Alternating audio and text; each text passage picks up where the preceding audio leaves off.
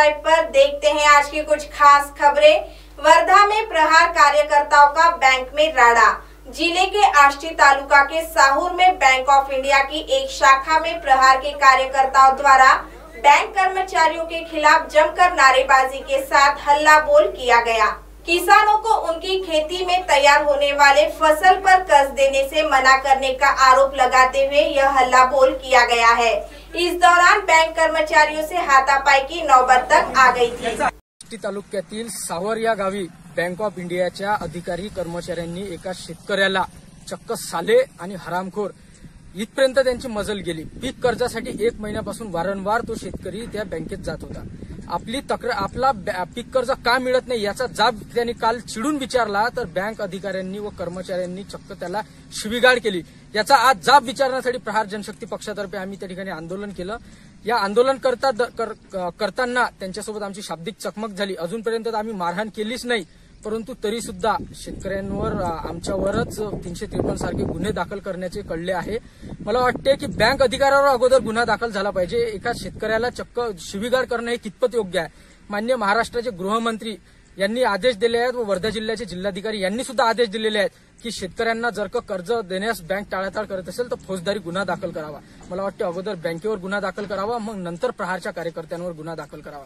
वर्धा जिल्ह्यातील बहुतांश बँकमध्ये हेच चित्र आहे की जुलै महिन्याची 1 तारीख आली, परंतु अद्यापही पीक कर्ज देण्यास बँका टाळाटाळ करत आहे। मला वाटते हे कुठेतरी थांबलं पाहिजे। जिल्हाधिकाऱ्यांनी याकडे विशेष लक्ष दिलं पाहिजे व बँकेवर कारवाई केली पाहिजे। धन्यवाद। वर्धा में मनसे का बिजली बिल को लेकर वितरण कार्यालय पर हल्ला बोल। घरगुती इलेक्ट्रिक बिल, ग्राहकों का बिजली का बिल पूरी तरह से माफ करने की मांग को लेकर महाराष्ट्र नवनिर्माण सेना की ओर से बिजली वितरण कार्यालय वर्धा में बिजली के बिलों की होली जलाई गई। इस दौरान मध्य प्रदेश की तर्ज पर महाराष्ट्र में प्रतिमाह 100 रुपए महीना के हिसाब से बिजली बिल देने की मांग की गई। साथ ही नागरिकों से बिल न भरने पर अपील की गई। अगर इस दौरान किसी भी नागरिक की बिजली आपूर्ति खंडित की जाती है तो ऐसे में मनसे ने अपने अंदाज में महावितरण की बिजली आपूर्ति खंडित करने का इशारा दे दिया है। झोपी गेलेल्या सरकारला कुठेतरी एक जाग आला पाहिजे, यासाठी म्हणून आम्ही महाराष्ट्र नवनिर्माण सेनेच्या माध्यमातून आज आम्ही इलेक्ट्रिक बिल जाळून त्यांचा निषेध करत आहोत। आज सर्व जनतेला माहित आहे देशभरामध्ये कोरोना असताना पार्श्वभूमीवर जनता घरात बसलेली आहे, संकटात फसलेली आहे। अशा पार्श्वभूमीवर तुम्ही सर्वसाधारण गरीब जनतेला तुम्ही 25-25 हजार रुपये बिल देतात आणि तुम्हीच म्हणता की लॉकडाऊन आहे, तुम्ही घरी बसा, तुम्ही बाहेर येऊ नका। म्हणून आज आम्ही या सरकारचा निषेध केलेला आहे आणि आम्ही या जनतेच्या पाठीशी आम्ही सदाही सोबत राहू। जिथे जनतेला कधीही अन्याय झाला तर त्याच्या पाठीशी महाराष्ट्र नवनिर्माण सेना सातत्याने असलेली आहे। जर एमएससीबीच्या कर्मचाऱ्यांना आज आम्ही आवाहन केलेलं आहे, जर तुम्ही कोण्याही जनतेची जर लाईन कापायचा प्रयत्न केला तर तुमची गाठ महाराष्ट्र नवनिर्माण सेनेसोबत राहणार आहे आणि जिथपर्यंत हे बिल माफ होणार नाही तिथपर्यंत सातत्याने आमचे आंदोलन महाराष्ट्र नवनिर्माण सेनेचे आंदोलन सातत्याने चालू राहणार आहे। वर्धा में डॉक्टरों का सत्कार। कल डॉक्टर डे के उपलक्ष्य में वर्धा जिले के जिलाधिकारी विवेक भीमनवार ने हिंगनघाट के उप विभागीय कार्यालय में सभी डॉक्टरों का सम्मान किया।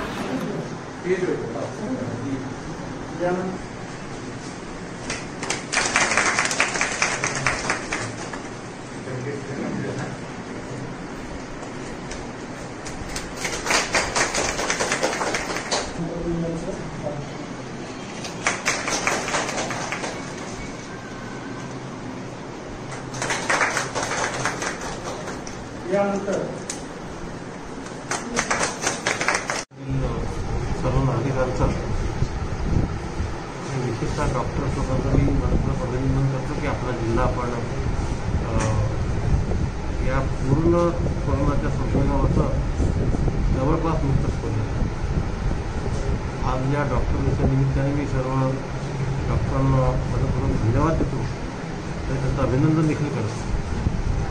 ज्या प्रशासनाने विविध उपाययोजना केल्या आणि त्याला लोकांची साथ दिली त्यामुळे आपल्याला हा टप्पा गाठता आला।